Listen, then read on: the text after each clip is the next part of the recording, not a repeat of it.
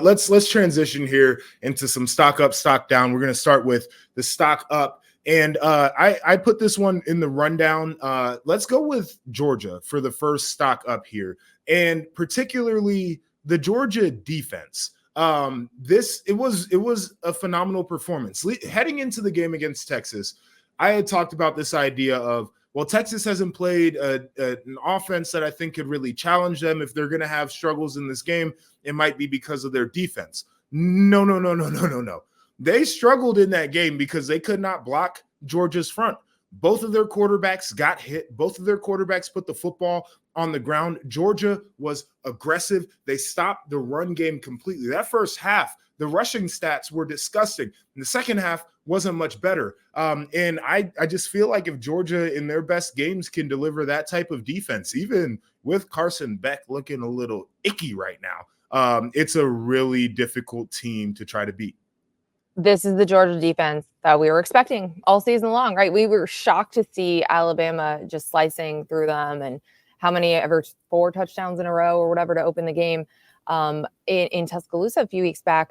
This is what you usually see from a Kirby Smart defense. And it's been up and down throughout the season, but absolutely up in this game. Like, this was I know we've been using this term maybe to a cliche point, but like a welcome to the SEC moment. Like, this is the gold standard in the sport and in this conference. And they just completely annihilated Texas's offense. We saw them get forced into a quarterback change, which creates, a storyline to continue to follow. Yes, with Steve Sarkisian putting in Arch Manning, because they really couldn't get anything going. Quinn Ewers didn't play well in that game. There was just a lot that didn't work. Huge credit to Georgia. But I do want to underscore, so it's like stock up with a little asterisk. I do think Carson Beck is playing worse than he did last year. Now. He is a problem. And I feel like he can be a limiting factor. He could lose them a playoff game. Like, that's the level that he's playing at. And he's fortunate that they were up so comfortably in that game. He was playing terribly. And it was just because of the defense. And that the offense did enough. But that's something that I'm definitely concerned. I want to put a pin in, because that's going to be a problem for them against some of these good teams later on in their schedule. No, I mean, I totally agree with you. And I'm pulling up the stats right now for Carson Beck. So 175 yards, no touchdowns, 3 interceptions, 56% completion. Like, it was a very bad stat line. And against Kentucky, his stat line was very similar to that. It just wasn't very good. And I do want to make a point about the Georgia defense here.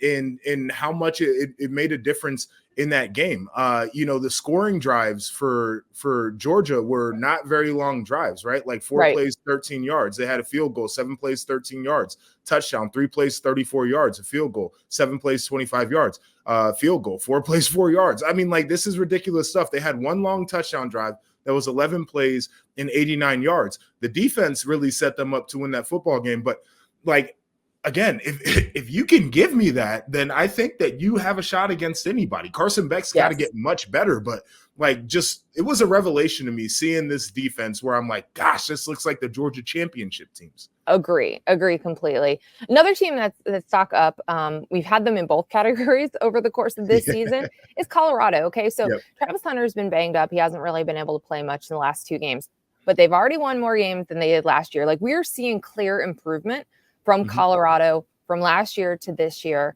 And I think we thought maybe after the Nebraska game that the season was going to derail. And then we saw them crush UCF, and we said, well, they could factor into the Big 12 race, either as a spoiler, maybe in the hunt, who knows. But like, I do think that this is an improving football team. Travis Hunter's supposed to be back and more healthy this weekend.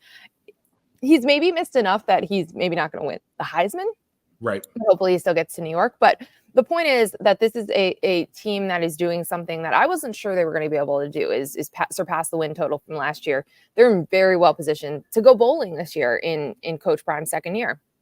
Yeah, I think there are multiple things that can be true here. Like, Coach Prime can be a polarizing loudmouth, and also he's a guy who has his team playing good football. I'm glad you brought up the Nebraska game, and I think that one was really concerning for folks who were trying to project what Colorado could look like this year, because it was an encapsulation of all the things that they didn't do very well a year ago. They couldn't run the football. The line of scrimmage was bad. Quarterback was getting hit too much, and Shador regardless of how much he gets hit. Like he was a phenomenal player a year ago. He's phenomenal this year, but like that was a real problem. And then defensively, they could not stop the run. They could not stop explosive plays. And we're like, man, they didn't do anything this offseason to get better. And a lot of us, including myself, were like, oh, probably another one of those whatever years. And like, hopefully they can try to cobble together a bowl type season, but I don't think they're going to get there. And to your point, now it's like, could they win the Big 12? Like we could see chaos in that conference. Like if they continue to win games, all of their goals are alive. So it's been impressive. It's been fun to watch. And I'm curious, right? Like this is the final stretch. It's a team that is not super deep to me. So I think like injuries and things can probably factor in more than it would for other football teams. But certainly they've quietly just like played much better football. Yep.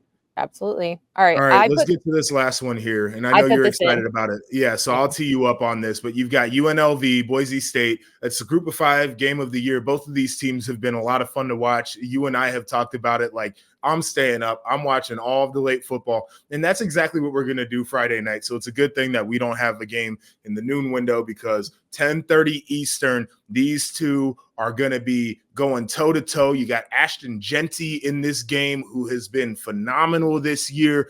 Just give me your thoughts. What are you looking out for? So first of all, it is the game of the year, and it has so much at stake, which is part of why I have been underscoring this about the new playoff format. We already saw the impact for the Group of 5 in the early part of the season when they would pick up big non-conference wins. But the fact that we are circling this game and we are making the coffee, we are getting espresso, we are getting our Celsius ready, and like we're going to stay up for a 10:30 p.m. Eastern time kickoff on Friday night to watch maybe this an game. Espresso martini. I think that might offset the caffeine, Joshua. I don't know. Not for me. All right. I'll have my Red Bull Celsius. vodka. Red Bull. Okay, that's fair.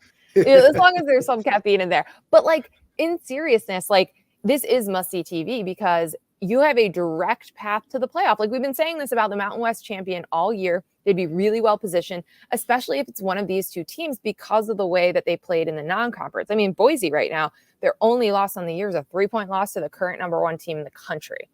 That's a pretty good resume. And anyone who watches their film is blown away by Heisman, maybe front runner, Ashton Jeanty. And then UNLV has multiple Big 12 wins, big non-conference wins in their resume. So again, this is a huge game, a lot at stake, direct path to the playoff. And I think it's going to be a really interesting one because I'm just always fascinated to see anyone try to stop or slow Ashton Jeanty. He's so explosive.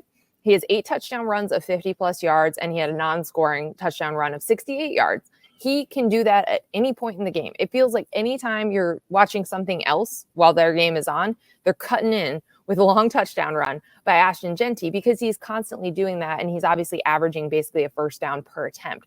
So that's what I'm always going to be most interested in any game with Boise State. But UNLV, talked a lot about the quarterback situation.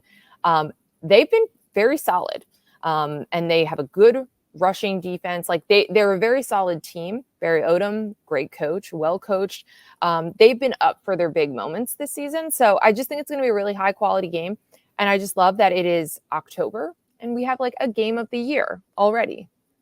Yeah, I'm totally there with you. And you mentioned like every kind of back and forth aspect of this game. I do want to make it clear though about the frustration of going against a player like Ashton Jeanty. The idea that you could do everything all game long to contain him, like you could contain him to 3 yards a carry for the whole game, and it just looms in the back of your mind that he could break a 50-yarder off. Like that is a really difficult task. You're asking guys to be so on point for 60 minutes because there's a running back who can absolutely take over the football game.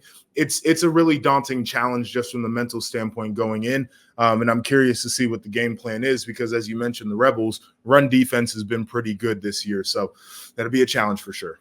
Yep. So that is it for Stock Up, which basically is just the Group of 5 and the game of the year.